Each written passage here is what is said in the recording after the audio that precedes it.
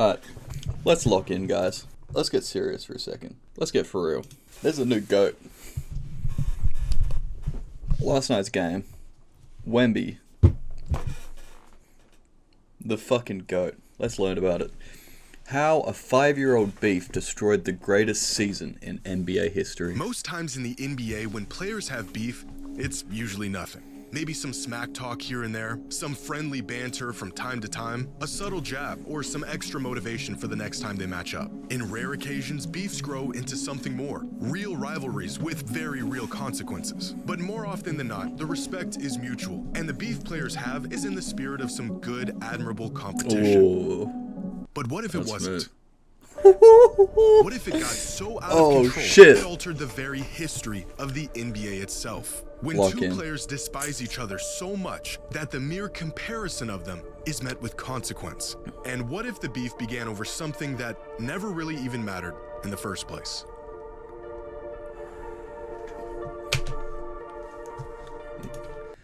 I'm so fucking scared right now.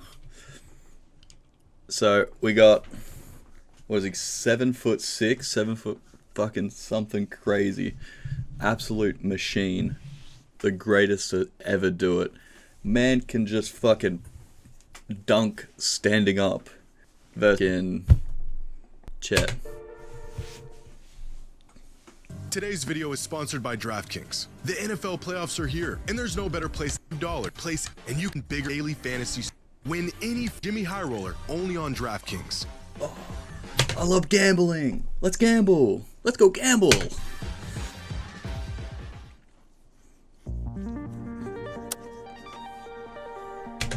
How do you guys feel about gambling? You guys sports gamble? Oh. As soon as I started talking about gambling, I turned red. Do you guys gamble? Oh, I love gambling. Yeah, probably gamble a bit too much. The multis, that's the problem. It's never just, is my team going to win or lose? It's, oh yeah, team's going to win. This guy's going to get fucking 20 touches. This guy's going to get 15. And then there's always one dickhead. You need him to get 5 more touches. He's so close to doing it. And then you just see, benched. 8 minutes. And the whole last quarter, he's just not even on the field. Oh, I could make a man cry. The first mention of Wemby and Chet together in some degree, at least from what I could find, was in a basketball forum all the way back in December of 2020, where a user asked the question, who are your top 5 players for the class of 2021 and 2022? Every single answer that followed containing both the names Victor Wembanyama and Chet Holmgren, but in different orders. Chet 2, Wemby 3, Chet 1, Wemby 3, Wemby 2, Chet 3, Wemby 1, Chet 2. 2020 doesn't feel too long ago, but anyone who had Victor as the best prospect in this class was well ahead of the curve, since at the time, he was just 16 years old and had about 10 months of film on his resume where he looked like an actual child trapped in a giant's body. Chet, on the other hand, was the #1 ranked prospect in Bro. He looks like a baby and he's just fucking towering over, like, normal people. He was just 16 years old crazy. and had about 10 months of film on his resume where he looked like an actual child trapped in a giant's body. Chet, on the other hand, was the #1 ranked prospect in America in his senior year of high school, already committed to Gonzaga and nearly 2 years older than Wemby. Ironically, Victor wasn't even in the class of 22. He was a member of the 23 NBA draft class. This question should have never even involved Victor in the first place. But fate would have it that these two would be compared long before they ever even faced one another. Due to COVID restrictions at the time, any and all potential interactions between the two were held off until the following season. But 7 months later, in the summer of 2021, Wemby and Chet would match up for the first time in their careers, in a game that would spark the most heated rivalry in basketball today.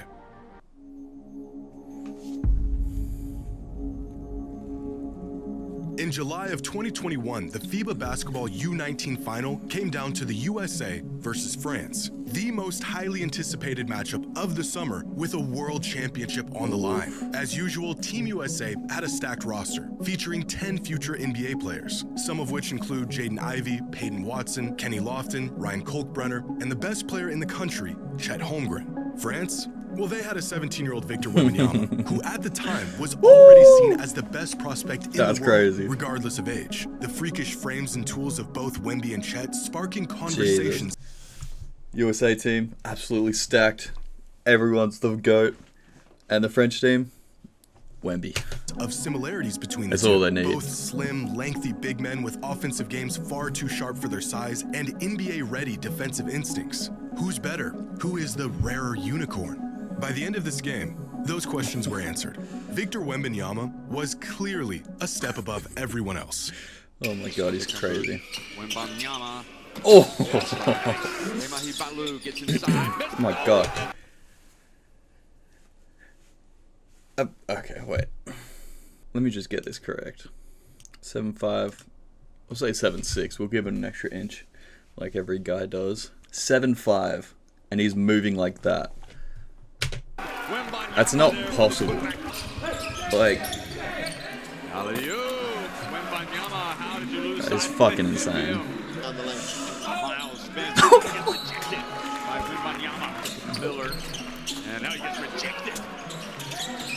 Like, you can't be that tall and able to defend like that and move like that. Oh my god.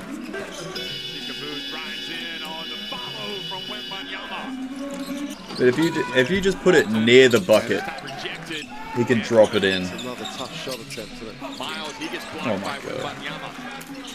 Oh my Despite god. being the youngest player on the court and finishing the game with 22, 8, and 8, as very visibly the best player on the floor, Team USA narrowly edged out France, beating them 81-83. And to add insult to injury, the tournament MVP was none other than Chet Holmgren, Wemby having to settle for a silver medal and a spot on the all-tournament team. Now, for most players on the brink of a promising NBA career, this entire tournament would be non-consequential, irrelevant within a few months. But Victor Wembanyama isn't like most players. As the awards were being handed out, Victor could be seen with a look of almost disgust. If you didn't know any better, you'd think France came in dead last by the way Victor handled this loss. Moping around, head down, dragging his feet, disinterested in the whole thing. Appalled even that they didn't win the tournament and he didn't win MVP. A moment that Victor Wembanyama recalls as the worst basketball memory of his life, saying, quote, "Just thinking about it makes my jaw clench. It's a regret. An unfilled hole inside me that I have to fill." That's why he's the GOAT. Like, not only is he's a monster, he's fucking massive. He can move like a guy that's fucking a foot shorter than him. And he cares. Like, this shit matters. Like, he's not nonchalant about it. He's ready to fucking work and fucking show that he's the best. This Fuck, quote he's sick. is borderline concerning. These are not the words of a kid ready to just forget and move on to a bright NBA career. Unbeknownst to him, Chet Holmgren created a void in the career of the best basketball prospect on the planet.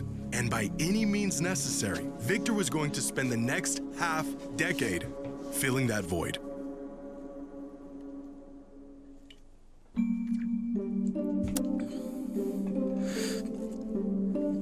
By the start of the 2023-24 NBA season, Chet and Wemby were slated to face off in their first NBA matchup. But this wasn't just their first matchup in the league against each other. Although Chet was drafted a year before Wemby, an injury sidelined Holmgren for what should have been his rookie season. And so not only would they be battling for Rookie of the Year that entire season, the very first game of their respective careers were, of course, against one another. Now, this was a preseason game. It should not have meant anything at all. And it didn't mean anything to anyone besides Chet and Wemby. Both of them going suspiciously hard in a preseason game in early October. Despite a few viral moments from Wemby, the Thunder came back and won the game. And it was Chet who outplayed Victor in just about every measurable way. And in the very first public stoking of the fire, Chet tweeted this after the game. As if Victor needed any more motivation. As if the kid that was left with a hole inside him that needed to be fixed needed any more fuel to the fire, Chet Holmgren just doused it with a gallon of gasoline in front of the entire world. And thus, this rivalry officially began. In his post-game interview, Chet was asked about his budding rivalry with Wemby, to which he had this to say. I know you and Victor have been connected for years, even though you haven't played against each other very much. And he just was saying that he thinks this is going to be the start of a lot of really good games against each other. Do you feel that way? 100%. I played against him a couple years ago in FIBA, and I plan to play a long time, and I'm sure he does too. So there'll be no choice but to go back and forth. So, And he was right. There has, in fact, been no choice but to go back and forth. Even before their first regular season matchup, their relationship was already being labeled as the makings of NBA's next intense rivalry. By their second matchup of the season, the intensity between them had already built up to the point where they were abandoning sets altogether to go at each other one-on-one. Wemby going out of his way to show Chet and the rest of the world there should have never been a comparison in the first place. The numbers on the scoreboard briefly becoming irrelevant in these moments. Now again, Chet didn't really even do anything to deserve this. An innocent bystander who just happened to cross paths with an alien in a FIBA tournament. But Wemby had a hole inside him, and he was fixing it. After the game, the media only made things worse by leading off with a slew of questions about the rivalry and what the two thought of it. Yeah, in terms of not matching up directly with Chet, you guarded him defensively.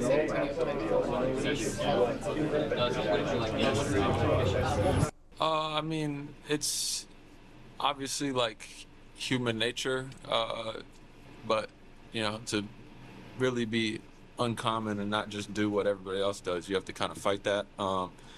And obviously, that's the headline that you guys have. That's what ESPN's promoting. That's what the NBA is promoting, and rightfully so. Vic's a great player. I think I have a long way to go in this league, but I plan to be a great player. I wasn't matched up against him the whole game. My first goal is always to win, and I don't in a game like this I don't think about that, especially in a loss.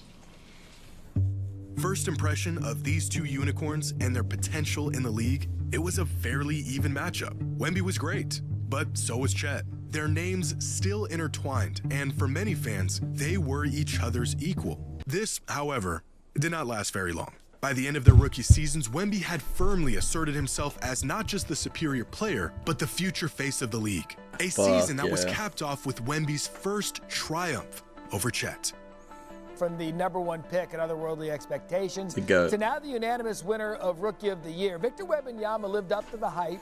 The unanimous NBA selection for Rookie of the Year. Only the 6th time in NBA history the Rookie of the Year race has been unanimous. He was the 3rd #1 draft choice. What has it meant? Everything, Victor didn't just win Rookie of the Year, he won it unanimously. And, more importantly, he stopped Chet from winning it. You can come up with 50 pros and cons for each of us on who's on our team, what we're playing for. At the end of the day, what is the criteria? This is my thing with all NBA awards. Like, what is the criteria? It's hard. It's all in the eye of the beholder. So it's like, who has more voters that believe in their side of the criteria? I guess. All credit to him for a great season and everything, and we're not rookies anymore. So you didn't. The criteria was who's the better basketball player, which wasn't you. What the fuck is that? What? It depends on the criteria. What are we looking at? Who's better, bitch? What the fuck? Play your next game now. You what? I played more than 82 though, so that's the rule on our team. Wait, you play more than 82. Is that still a? Most of y'all don't get the chance though, because most rookies don't get into the playoffs. So you can't play more than 82. Yeah. So As much as they tried to deny it, this was a rivalry, and it was building quickly. And for just a moment, a small portion of that hole created in 2021 was fixed, but not for long. Wemby won this battle, but in the following season, Chet achieved something far bigger.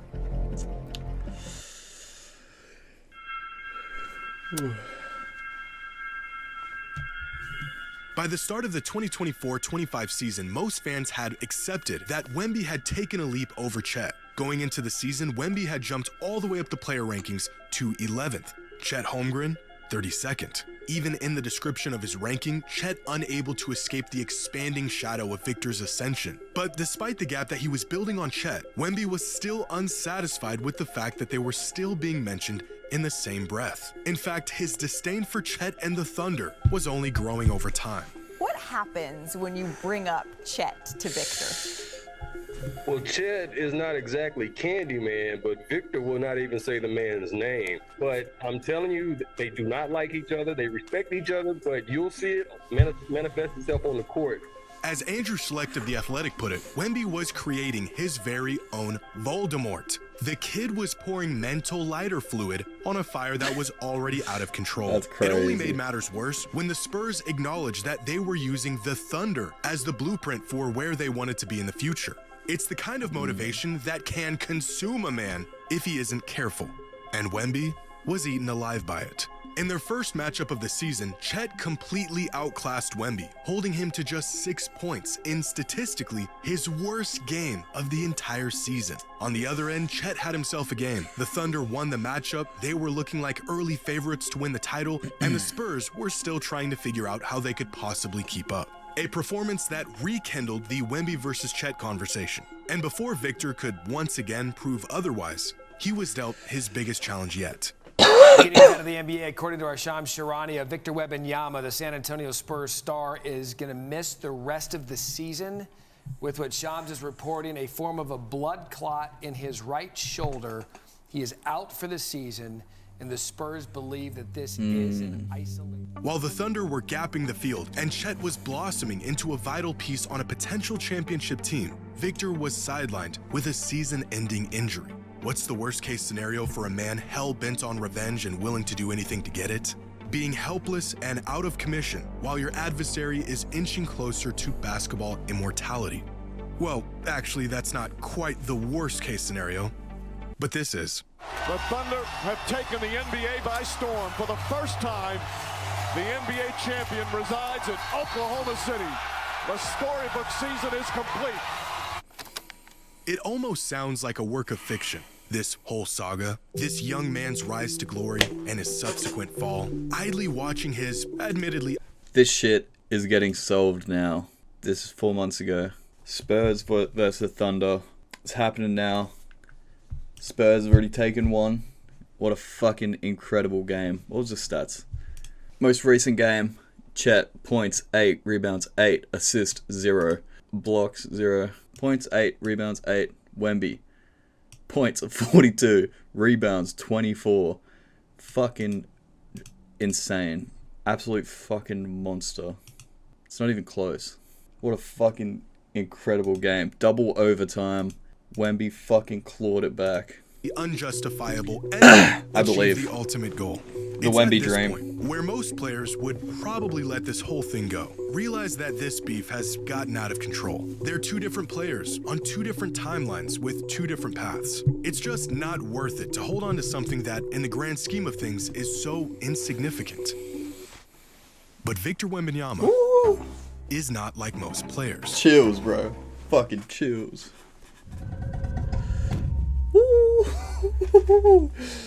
Fuck. You personally have not faced this team since October 2024. You didn't know it had been that long? I knew it had been long, but I didn't know it had been more than a year. In what ways does today's version of you approach that matchup differently? I mean, with much more experience in this league, in life, much more knowledge, I would say, of who we are as a team. It's going to be a totally different game than any before. By the start of the 2025-26 NBA season, a lot had changed over the last year. Wemby was back and ready to play basketball again. He made another jump in the preseason player rankings from 11th to 5th. Chet also made a jump of his own, from 32nd to 24th. For the first time, Wemby was officially recognized as an NBA superstar. Oh, and Chet was now an NBA champion. And if seeing Chet win MVP in a U19 FIBA tournament created a void in Wemby, seeing a ring on his finger created a black hole ready to swallow up anything in its wake. When recently asked if he considers there to be a rivalry between him and Chet, Wemby said, "No, I don't think about that. At least from a basketball standpoint, there's no comparison between us." What does Wemby think about the comparison? Well, his feelings hadn't changed. he's so appalled by it, he thinks there shouldn't be one. But maybe Oh my we should be God. asking Chet how he feels about the rivalry. Do you consider yourself and Victor Wembanyama a rivalry in the league? I don't think it's ever been up to players or teams to declare rivalries, so you're asking the wrong person. Oh my god. He's so boring, bro. What the fuck are you talking about? I did to play basketball. I don't know. Yeah, I don't know Fuck about that. m- Regardless come on, of man. what the fans or the media think, there is nothing we can do about the 7'6" basketball demigod who's out for revenge. A man Fuck. hyper-fixated on specifically making sure you never one-up him again. His disdain for Chet at this point no longer Wait, I wanna watch it again. never one-up. A man Yeah. hyper-fixated on Watch specifically this. making sure Blocked. you never Put him on one-up his him ass. again. Oh His my disdain for Chet at this point no longer subtle or cordial. Fans and the media taking notice that this is not your average friendly back and forth. Wemby is a man possessed, and Chet Holmgren wants nothing to do with it. But while the Spurs were still trying to iron out He's some wrinkles and scared. adjust to an He's evolving scared. roster, the OKC Thunder were scorching the entire league. 10-1, 15-1, 20-1, entering conversations of OKC having a good chance of breaking the all-time Do you know- record for wins in a season. It is crazy. They are probably one of the greatest teams in NBA history, and they lost. And Chet Holmgren, the right-hand man to the league MVP, with much larger sights than a beef with Wemby. We've already sort of gone down the road. He says that he and Wemby have never really spoken. That rivalry is happening. I don't care what anybody says. Is there a possibility that Wemby's a little in his head at the moment? I think this thing is man-made. Yeah, Listen, want this. okay, they're both 7-footers and they came out back-to-back years or whatever, and Chet was hurt.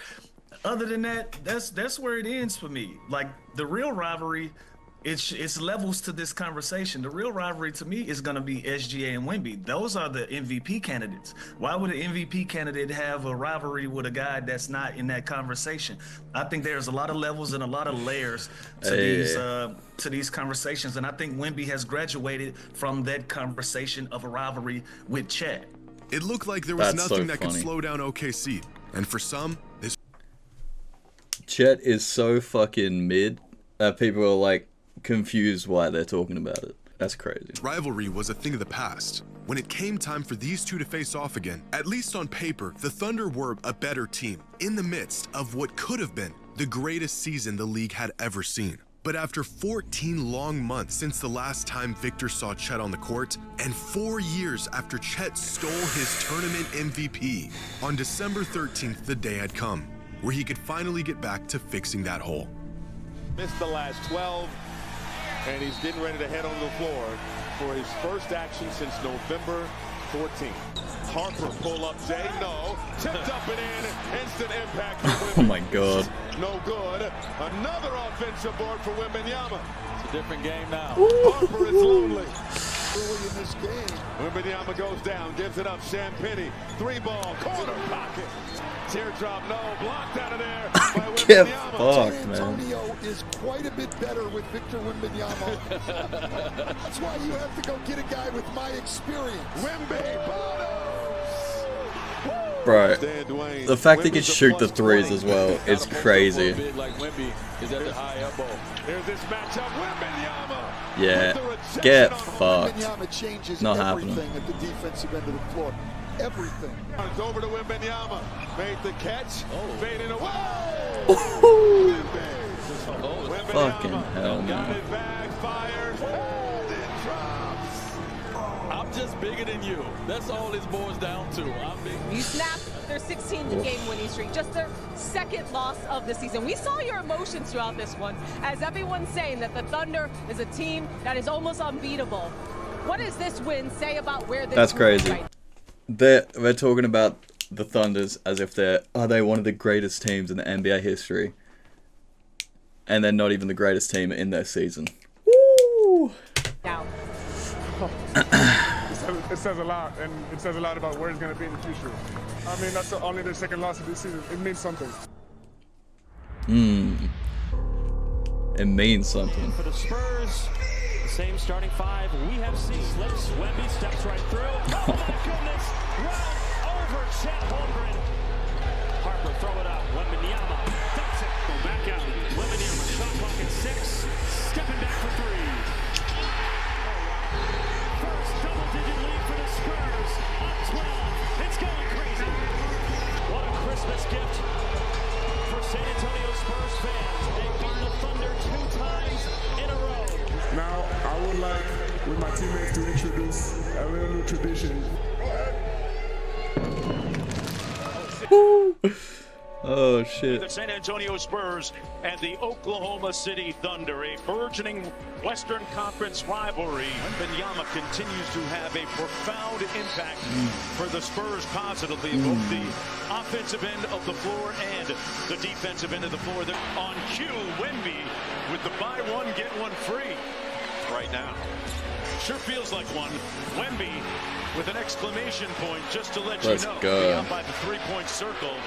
One dribble pull-up and a propitious roll and a shooting touch to his teammate Wiggins and got him packed on the glass. Get out. As Wemby pulls one at the other end for 3. Got it back and lays it home.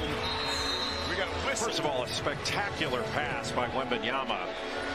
Off the wide action, Wemby pulls the 3. Got it. Come on. Not only are they kicking their ass on the floor, but they're letting them hear about it. The passion, the noise talking. And not only have they beaten them 3 straight times, they punked them 3 straight times. How much fun was it to be back in the mix again after having to wait the last few weeks to play? Oh, I mean, you can't imagine.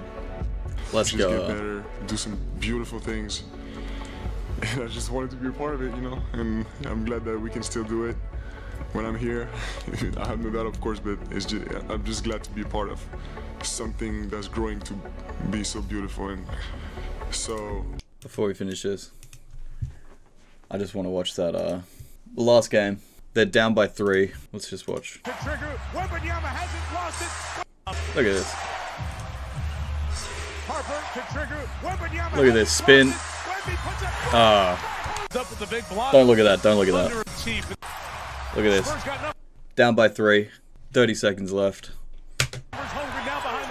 Wemby gets it back. 20 seconds on the shot clock. From the logo. Just cuz. Just fucking cuz. A logo shot. You can hear. Listen to the crowd. Listen to the crowd. They're at a fucking away game. Loud as fuck crowd. Listen how fucking silent it goes. Yelling. Oh my goodness. Shut them up so fucking quickly. He's the best. He's the greatest. Pure. Insane. Basketball, you know. Conjuring up what could only be described as superhuman levels of pettiness, Victor Wembanyama unleashed 4 years of frustration upon Chet and the OKC Thunder, beating a team that only had 1 loss in nearly 2 months and was well on track to being the greatest regular season team of all time. Not once, not twice, but 3 times in a 12-day span, purely out of spite. Fuck now, yeah. of course, Wemby wanted to win these games, but the far more pressing matter was making sure Chet lost. At every conceivable opportunity, Victor made it abundantly clear that this was personal, morphing into Chet's very own boogeyman and playing each and every possession like his life depended on it. Flexing on him, throwing down windmills after the whistle, addressing the people, and creating an entirely new tradition from scratch. But not only did the Spurs beat the Thunder 3 times in a 2-week window, Victor Wembanyama and his insatiable thirst for vengeance single-handedly derailed what could have been the greatest regular season of all time. The Thunder's record leading up to that fateful December 13th night, 24-1, on pace to beating the all-time wins record. Their record since that first matchup against the Spurs, 6-6. The record now well out of reach.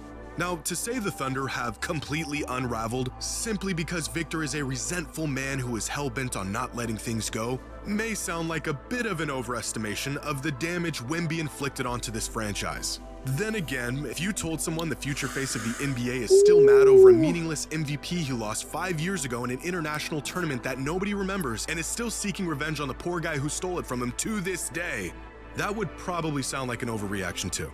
For the Spurs, these wins were a step in the right direction, a sign that they could really compete and beat the best team in the league. But for Wemby, these wins were retribution. One step closer to filling the void where that MVP should be. Intrinsic proof that there should have been no comparison, and that he is definitively better than Chet. A conclusion that all of us reached about 2 years ago. And it's still gone. And it's still gone. This week is where that hole gets filled. Fucking incredible. Oh my god. He's so fucking goated. He's the GOAT. It's fucking insane.